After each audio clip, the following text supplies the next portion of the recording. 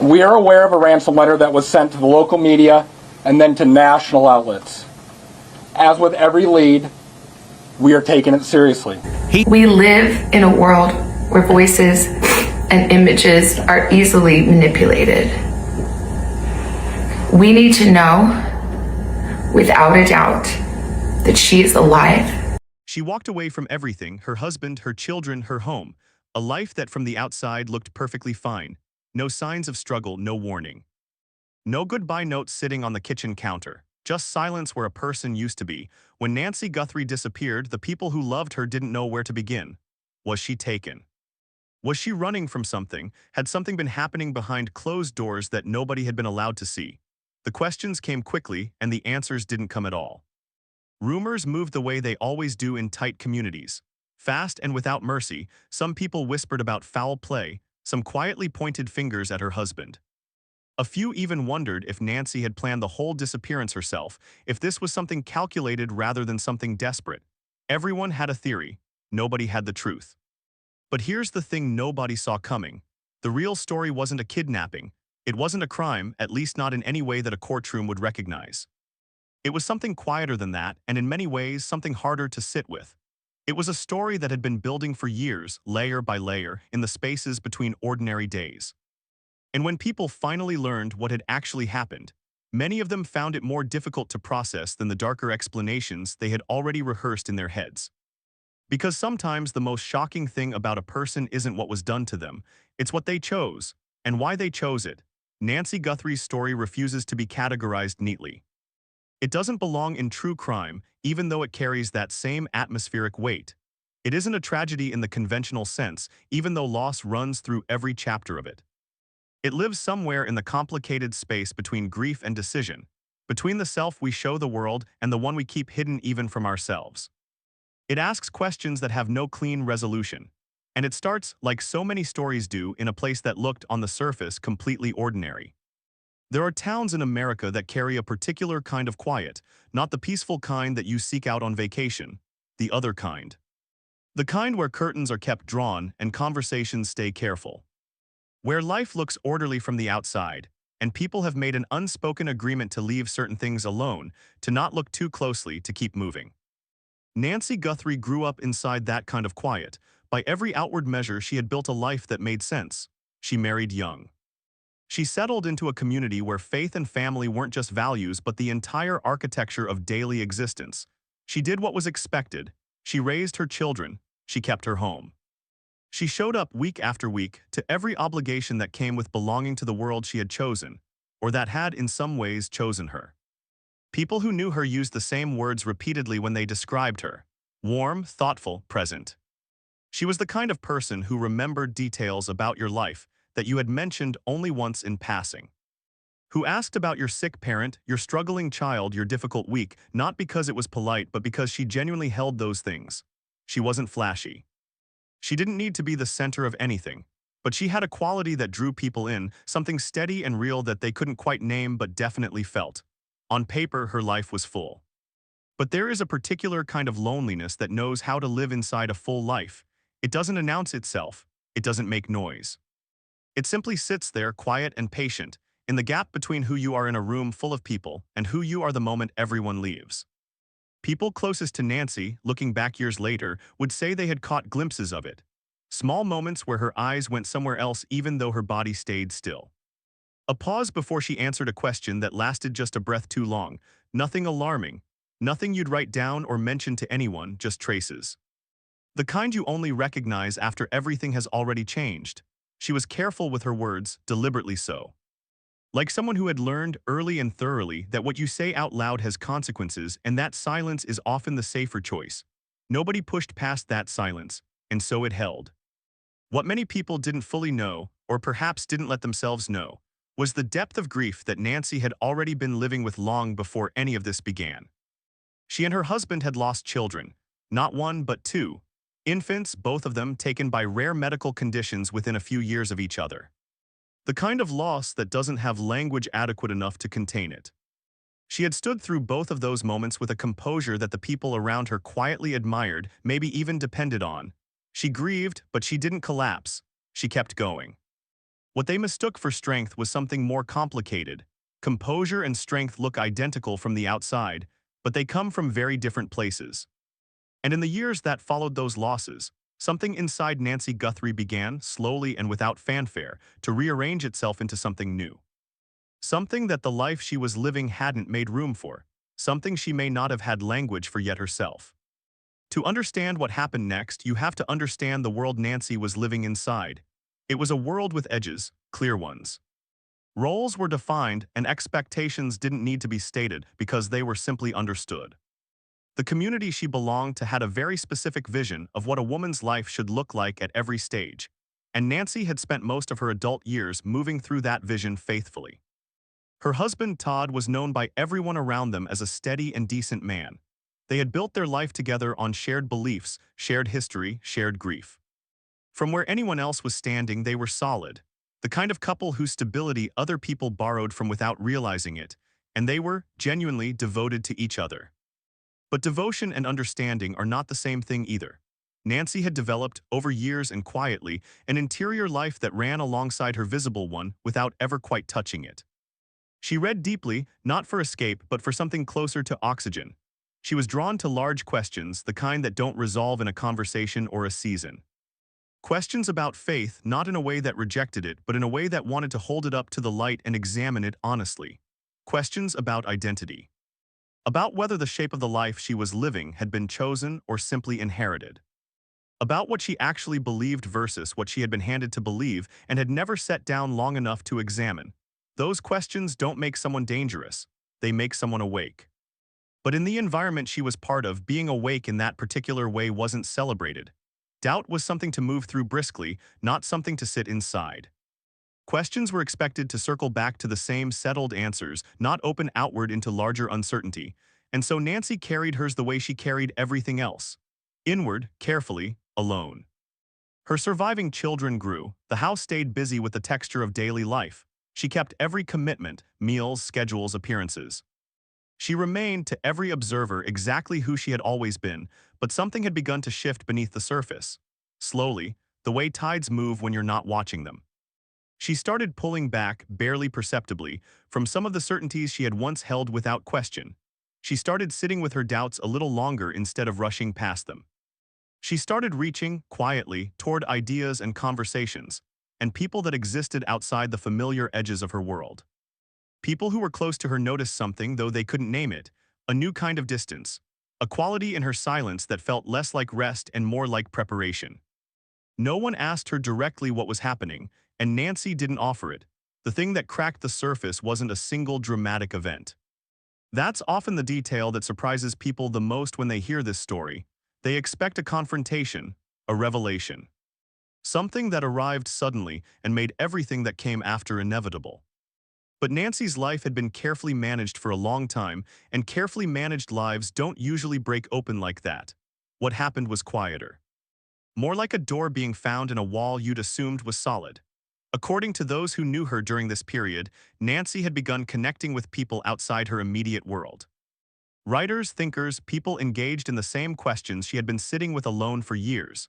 Some of those connections were intellectual, some were personal in ways that ran deeper.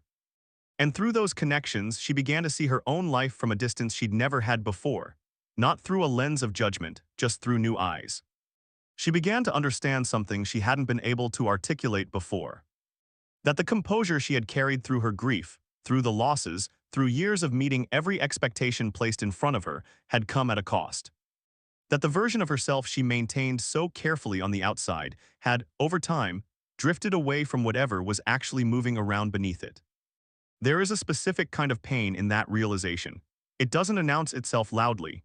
It settles in and makes itself at home, because you can't undo the sincerity with which you built the life. You can't dismiss the real love inside it, or the real history, or the real people whose lives are woven into yours. None of that disappears.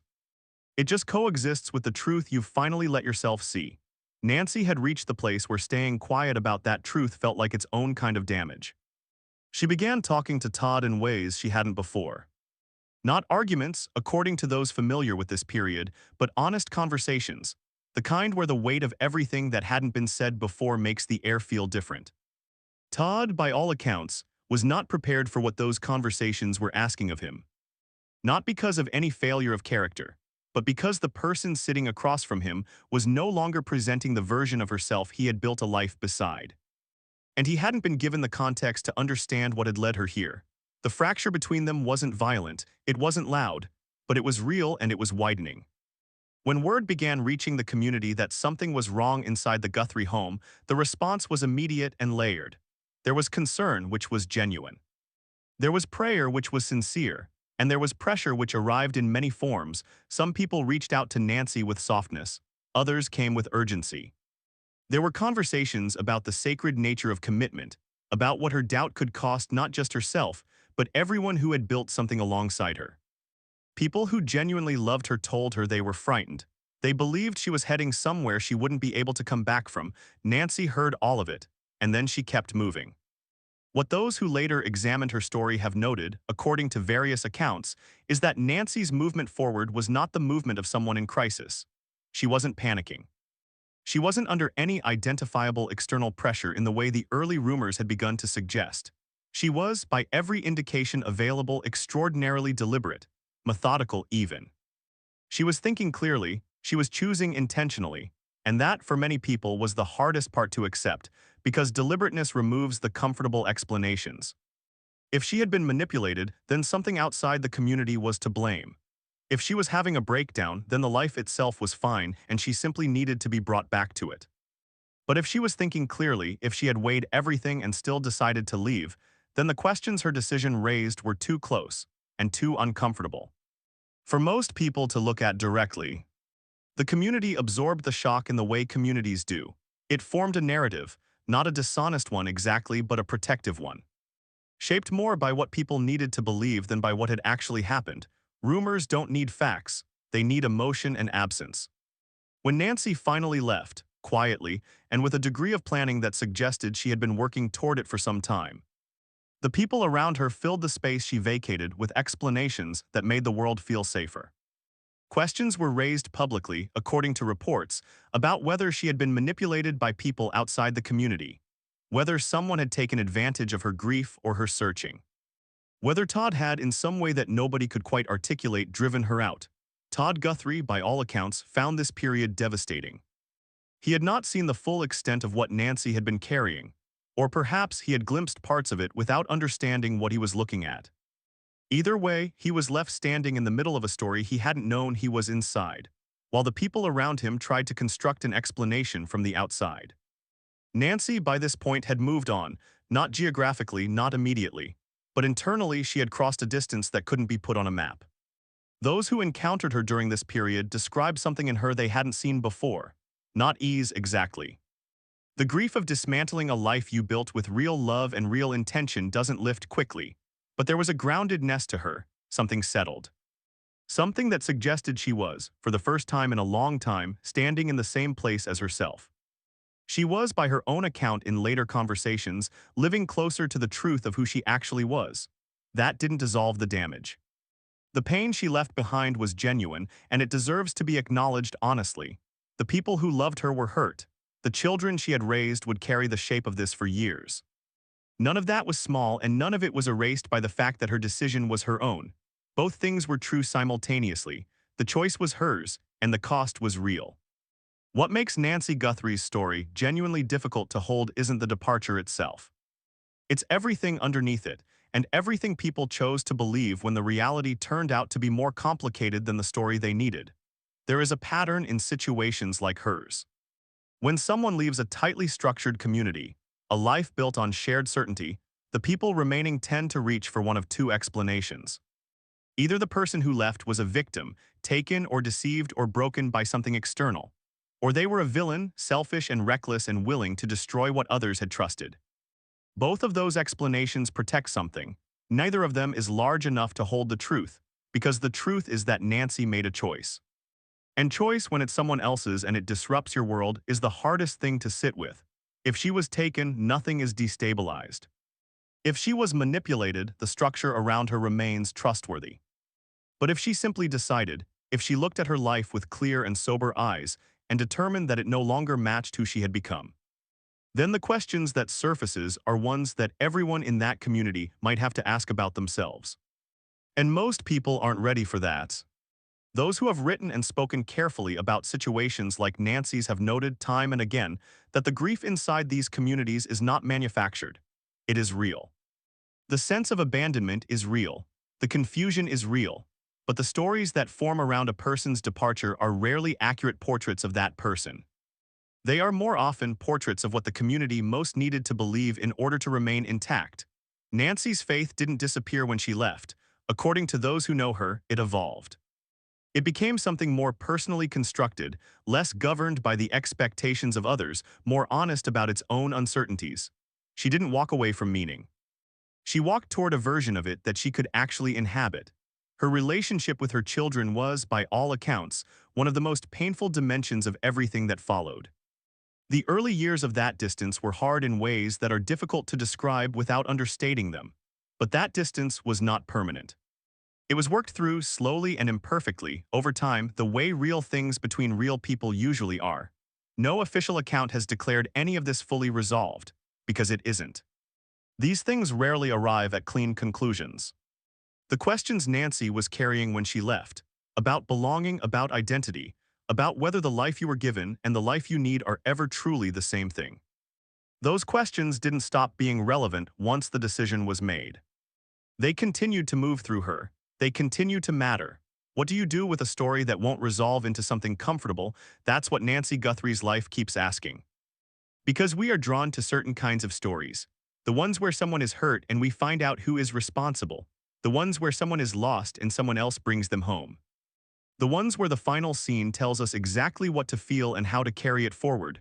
This story doesn't offer any of that. She wasn't kidnapped. She wasn't rescued. She wasn't destroyed and she wasn't saved. She made a decision that was painful and costly and real, and she has been living inside it ever since. That doesn't make her someone to admire uncritically. The hurt she left behind was genuine, and it mattered. But it also doesn't make her someone to reduce to a cautionary tale or a rumor or a character in someone else's version of events. It makes her a person, fully human, fully complicated, impossible to summarize. And that perhaps is the most difficult thing any story can ask of us, to hold someone in their full complexity. To resist the pull toward simple verdicts. To acknowledge that real lives contain contradictions that don't cancel each other out but simply coexist the way real things do. There are people sitting with this right now who recognize something in it. Who have stood at the edge of a life that looked fine from the outside and felt the distance growing between who they were showing to the world and who they actually were underneath. Some of those people stayed, some left, most are still deciding. All of them are carrying something that doesn't fit easily into conversation. This story doesn't tell you what to do with that. It only asks you to stay with it a little longer than feels comfortable. Because sometimes the most important thing about a story isn't the ending. It's what the story asks of you while you're still inside it. Nancy Guthrie wasn't kidnapped, she left. And the world she left behind is still quietly trying to understand what that means. If something in this stayed with you, take a moment and leave a comment. Not about Nancy necessarily, but about what this kind of story brings up. About identity, about the pressure to stay inside a life that no longer fits. About the distance between the person we show others and the one we are when nobody is watching. Those conversations matter, and this is a space where they're welcome. If you're new here, this channel is built for exactly this kind of storytelling. Stories that don't wrap up neatly. Stories that ask more than they answer. Subscribe if that's what you're looking for, we'll keep telling them.